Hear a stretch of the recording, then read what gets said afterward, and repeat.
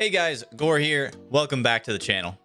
In today's video, we're going to be taking a look at a handfuls of do's and don'ts in squad that may not be apparent to most players, but following these can make your fellow teammates and squad leaders very happy campers.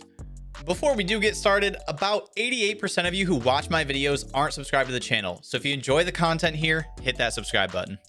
And if you're watching this video within a few hours of release, I'm live streaming over on Twitch right now. Come on by for a bit or just to say hello. Now, let's get into things. A majority of the things in today's video are on the lesser known or not often talked about side, but if you have a few standout things that you think more people should know about that I missed, feel free to drop me a comment and we may turn this video into the first of several. Firstly, stop being afraid to ask questions. No one's an expert at anything they just picked up. Much of the player base is happy to answer any questions you may have so you can get things right the first time instead of messing something up and then asking. Obviously, you may not know what to ask until you botch things up, but the same principle applies. Ask your questions. Next, squad has community servers, and those servers don't all have the same rule set. I know that may seem dumb to some of you, but it's how things are. When you join a new server, take a moment to check out the rules, often located on the team selection screen. Knowing the rules ahead of time can save you the headache of a possible kick or ban. When you join a server, more often than not, the game is already in progress. Many players will join any open squad and then simply spawn close to where they assume the fighting is happening. Don't do this. Instead, ask your squad leader where he wants you. He could be in the middle of putting up a new fob in a flanking position and he wants as many bodies as possible coming off this new spawn.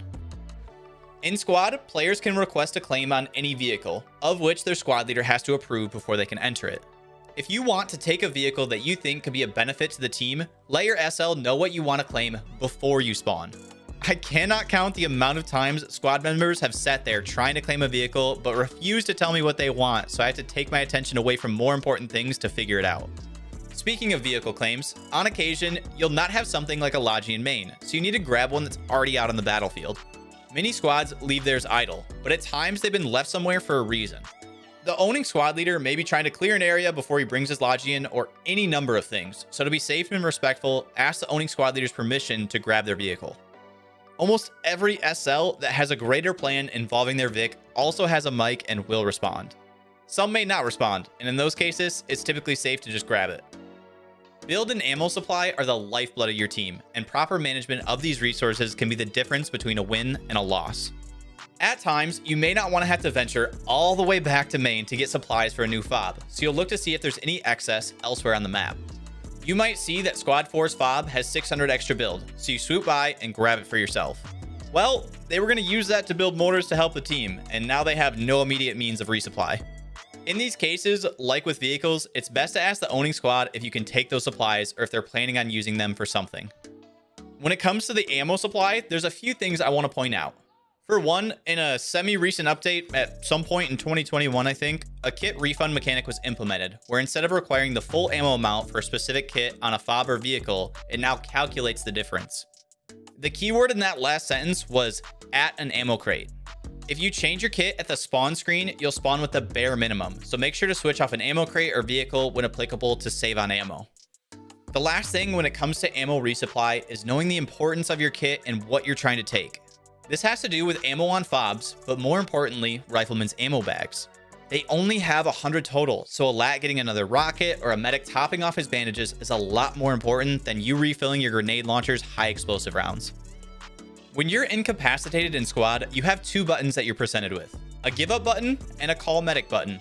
Firstly, don't give up immediately if a medic is nearby, but also do not hit the call medic button.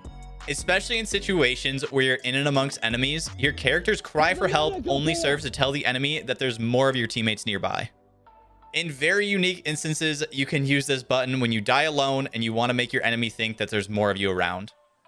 Now, I know there's plenty of squad players that enjoy messing around over voice comms, and there's nothing wrong with that when it's done at the appropriate time. When other players are trying to make callouts or pass on information, that's the time to quiet down. Additionally, command comms can be a mess at the best of times, so if your squad leader is asking for comms so he can hear what's being said, it's best to comply. There's plenty of do's and don'ts that were not covered in today's video, so if you have a few standout ones that you think more people should know, feel free to drop me a comment and this may turn into a short series. I hope you did all enjoy the video and maybe picked up on a thing or two. If you're new here and would like to see more future squad content, hit that subscribe button. Thank you all for watching, and until next time, I'm out.